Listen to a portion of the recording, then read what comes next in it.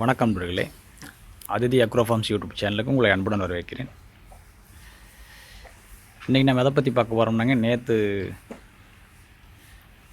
நேற்றுக்கு ஒரு வீடியோவில் பார்த்தீங்கன்னா நான் தெளிவாகவே சொல்லியிருந்தேன். என்னென்னு பார்த்தீங்கன்னா, சினை பருவத்துக்கு வர்றதுக்கு அறிகுறி என்னன்னு சொல்லி போட்டிருந்தேனுங்க.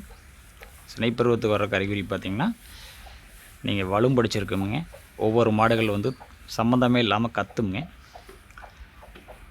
இன்னும் சில மாடுகள் ஒரு மாட்டு மேலே வந்து தொத்தருக்கு பார்க்குங்க, மேலே தாவுங்க. இந்த மாதிரியான சிம்டம்ஸ் வருங்க. அது 18லிருந்து 20 நாள் 21 நாளுக்குள்ளே வருங்க.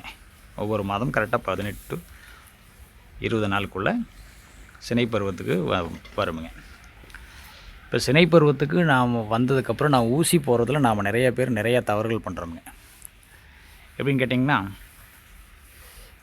இது பார்த்திங்கன்னா நம்மளோட ஒரு ஜெர்சி மாடுங்க. ஜெர்சியும் கிடையாது, ஜெர்சி ப்ளஸ் ரெட் சேர்ந்து கிராஸ் டைப்பில் இருக்கக்கூடிய மாடுங்க அது. இதை பார்த்திங்கன்னா இது பக்கா ஜெர்சிங்க. இது ஆனால் உருவத்தில் சிறுசுங்க, ஆனால் பக்கா ஜெர்சிங்க இந்த மாடுங்க. இந்த உருவம் சிறுசாக இருந்தாலும் கறவை நல்லா வருமுங்க. இந்த மாடு பார்த்திங்கன்னா உருவம் பெருசாகவே இருந்தாலும் கறவை சுமாராக தான் வருங்க. இந்த மாடு பார்த்திங்கன்னா ஹெச்எஃப்ங்க. இது ஹெச்எஃப்பில் வந்து ஒரு நண்பர் கேட்டிருந்தார், ஹெச்எஃப்க்கு வந்து கொம்பு இருக்காதுங்கிற மாதிரி. அதை பற்றி ஒரு முழுமையான இன்னொரு வீடியோ நான் போகிறேன் கண்டிப்பாக. இதனோட பார்த்திங்கன்னா ஹெச்எஃப்பில் காங்கிரேஜ் கிராஸுங்க. நான் எதுக்காக இதை எல்லாத்தையுமே காமிக்கிறேன்னு பார்த்திங்கன்னா, இது பக்காவான ஜெர்சி கன்றுக்குட்டிங்க. இது வந்து பக்காவான ஜெர்சி கன்றுங்க. இதுக்குமே கொம்பு இருக்குங்க. கொம்பு இருக்குது, பார்த்தா மொட்டை மாதிரி இருக்குது, ஆனால் கொம்பு வருதுங்க. இப்போ நான் எதுக்காக இது போகிறேன்னாங்க, நீங்கள் சினையூசி போடும்போது அந்த மாடு என்ன ரகமோ முடிந்த அளவுக்கு அந்த ரகத்திலேயே நீங்கள் சினையூசி போடுங்க. மாற்றி நீங்கள் போட வேண்டாம். மாற்றி நீங்கள் போடலாம்னு நினச்சிங்கன்னா, அதாவது மாடோட சைஸ் நல்ல பெரிய சைஸு பெரிய உருவம் கொண்ட மாட்டில் வேணால் நீங்கள் நல்ல குவாலிட்டியான ரக சினையூசி போடலாங்க. அதாவது நீங்கள் பார்த்தீங்கன்னா ஹெச்எஃப்லாம் பார்த்தீங்கன்னா நல்ல கன்றே பெருசாக இருக்குங்க. கன்றது வயிற்றுக்குள்ளே ஊறும் போதே நல்ல உருவத்தில் பெரிய சைஸாக போடுங்க. அப்போ பார்த்திங்கன்னா நீங்கள் ஹெச்எஃப்பில் அந்த ஊசி போட்டிங்கன்னா மட்டும்தான், ஹெச்எஃப் மாட்டுக்கு ஹெச்எஃப் ஊசி போட்டிங்கன்னா மட்டும்தான் கன்று போடும்போது எந்த சிரமமும் வராமல் நல்லபடியாக போடுங்க. அதே நீங்கள் பாருங்கள், இந்த மாட்டு பார்த்திங்கன்னா ஜெர்சியில் சின்ன ரகமுங்க. இதில் வந்து நான் ஹெச்எஃப் போட்டால் தான் பால் நிறைய கறக்கும்னு சொல்லி நீங்கள் ஹெச்எஃப்பை போட்டிங்கன்னா என்னான்னு கேட்டிங்கன்னா கன்று போட முடியாதுங்க. கன்று உள்ளே உருவாகக்கூடிய கன்று ஜெர்சி வெரைட்டிலேயே உருவாயிட்டா தப்பிச்சுக்கலாமுங்க. இல்லை ஹெச்எஃப்பாக உருவாயிட்டா கண்ணோட உருவம் பெருசாகிக்கும், கன்று போட முடியாதுங்க. கன்று போட முடியாமல் கடைசியில் பார்த்திங்கன்னா கன்று எடுக்க வேண்டிய சூழ்நிலை வந்துடுங்க. எடுக்கும்போது சில நேரங்களில் கன்று இறந்துடலாம், அல்லது மாட்டுக்கே கூட ஆபத்து வரலாமுங்க. இப்போ கன்றோட வெயிட் அதிகமாக போகும்போது பார்த்திங்கன்னா கர்ப்பப்பை வந்து தாங்காதுங்க. இந்த மாட்டுக்கு என்ன அளவு இருக்குமோ அந்த மாட்டுக்கு தான் இருக்கும்.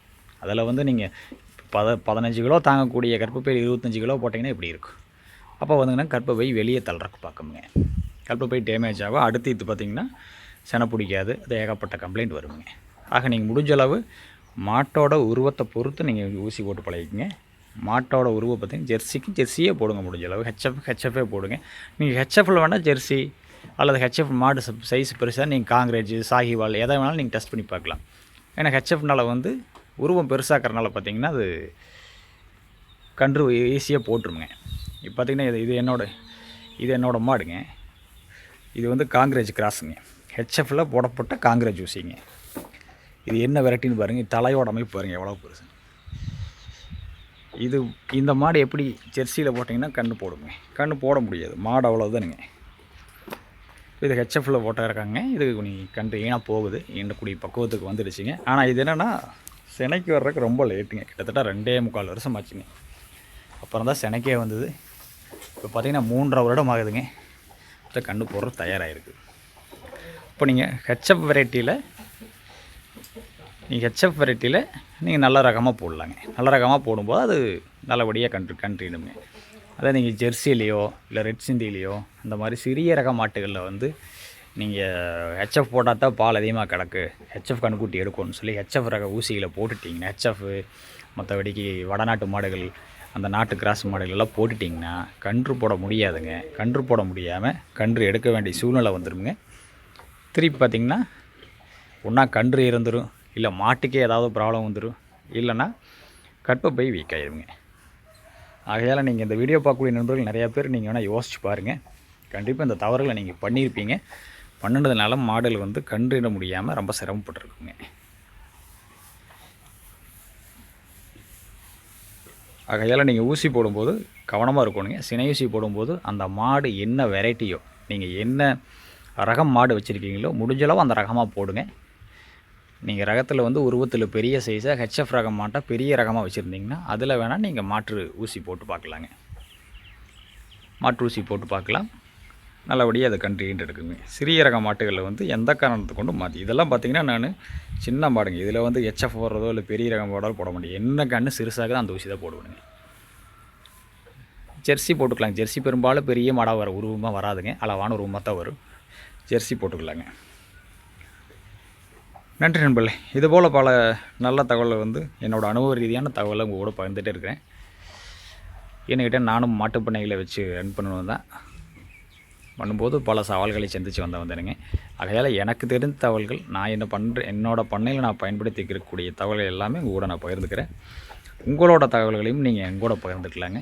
பல நல்ல தகவல்களை நம்ம அனைத்து விவசாயிகளிடத்திலும் நல்ல கால்நடை வளர்ப்போர் இடத்துலையும் கொண்டு சேர்ப்போம். நன்றி நண்பர்களே. இந்த வீடியோவில் என்னோடய மொபைல் நம்பர் கொடுத்துருக்குறேனுங்க. நீங்கள் எனக்கு ஏதாவது சந்தேகமாக இருந்தாலும் நீங்கள் எனக்கு கால் பண்ணலாம், எப்போ வேணாலும் கேட்கலாம். உங்களுக்கு தெரிஞ்ச நல்ல தகவல் இருந்தாலும் எங்கூட நீங்கள் பகிர்ந்துக்கலாங்க. நன்றி நண்பர்களே. என்னோடய சேனல் உங்களுக்கு பிடிச்சிருந்தா என்னோடய சேனலை சப்ஸ்கிரைப் பண்ணுங்கள், லைக் பண்ணுங்கள்.